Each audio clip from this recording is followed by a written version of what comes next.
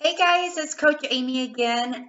For those of you who don't know me, I'm a holistic health coach. I specialize in weight loss with pre-diabetic clients. I'm a PhD student of integrative and functional nutrition, minoring in mind-body medicine at Saybrook University. I'm also a certified personal trainer and founder of Culinary Medicine for Everyday Living YouTube channel. If you haven't checked it out, I'll link it below. I highly recommend it. Um, so, guys, over the last week, I've been covering mindfulness practices on how to heal your relationship with food. Today, I just want to jump right into the next step in the mindful eating cycle. We have covered the questions: why do I eat? When do I eat? And what do I eat? And what do I want to eat? Today, we're going to look at our how.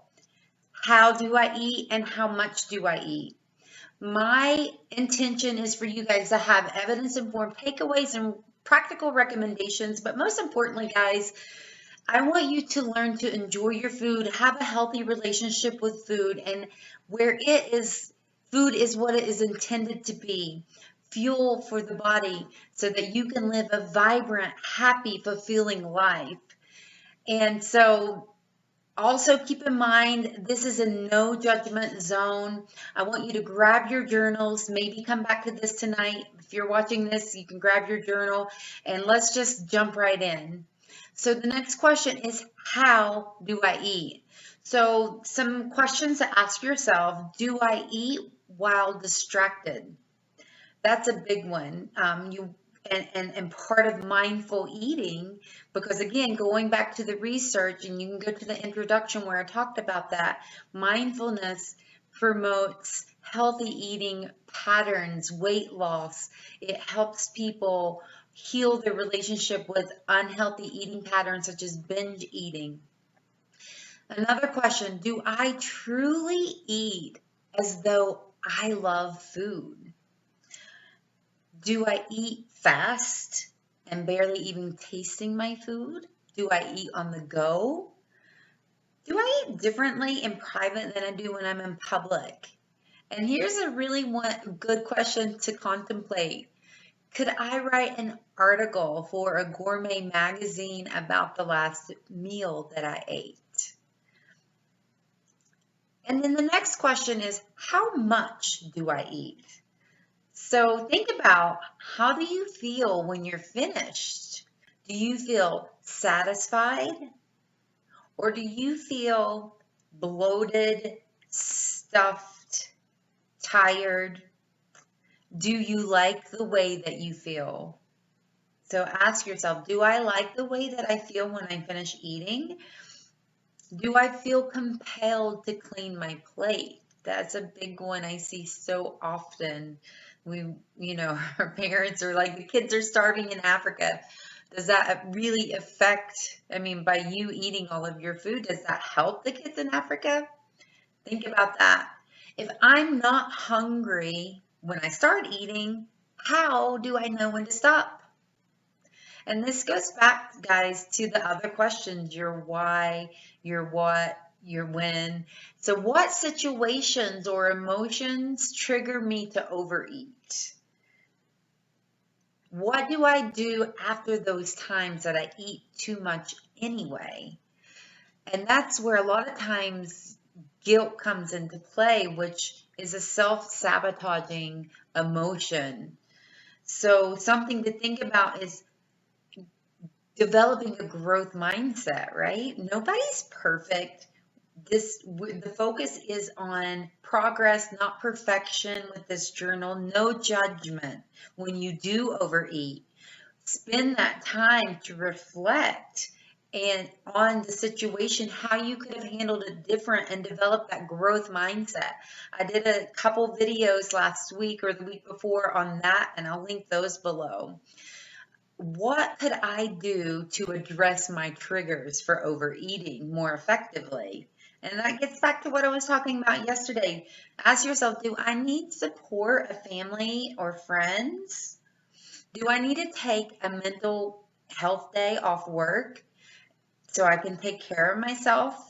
Do I need to to prioritize in life? Do I need to manage my time better? Do I spend too much time scrolling on social media? Do I need a hobby, or do I need to start planning for the weekend so that I am engaged doing things that I enjoy and that I love? Another big one, do I need more sleep? And use your journal to reflect on these questions. And then, after some reflecting, if you're ready, what can you do this week to support yourself? Yesterday I mentioned maybe it's, getting the kids to bed an hour earlier so that you can put your cell phone away, have a hot shower, do something that relaxes you to prepare yourself for sleep.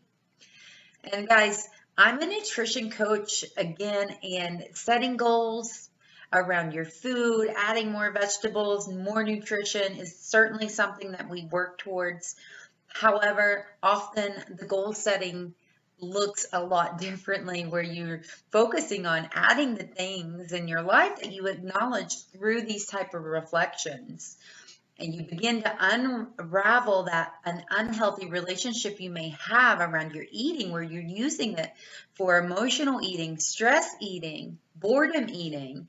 And then when you start bringing mindfulness in this way, you can begin to heal your relationship with food by beginning to take care of yourself and nourish your body with the other things that you're craving, that vibrant, fulfilled life. Food becomes what it's intended to be, fuel, so you can do just that. Enjoy your life. And all of this, again, take some work, but it's going to lead to a more enriched, happy, fulfilling life.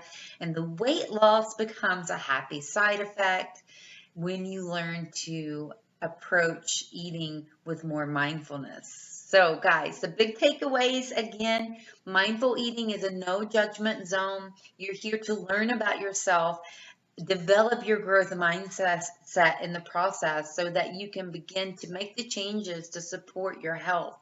Mindful eating is about becoming aware of how you feel when you eat, both emotionally and physically.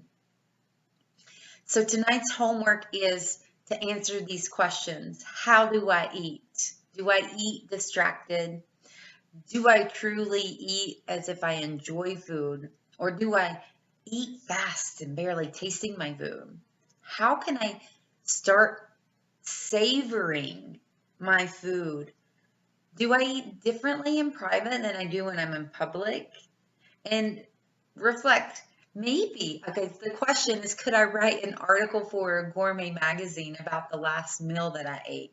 Maybe a good exercise would be to pick one meal and slow down, eat it mindfully, and really experience the meal. And after I go through, the next couple days and we work through these mindful eating techniques, we'll get into some exercises where you can do just that.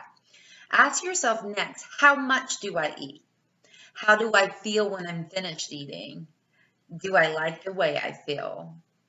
Do I feel compelled to eat everything on my plate? If I'm not hungry when I start, then how do I know to stop?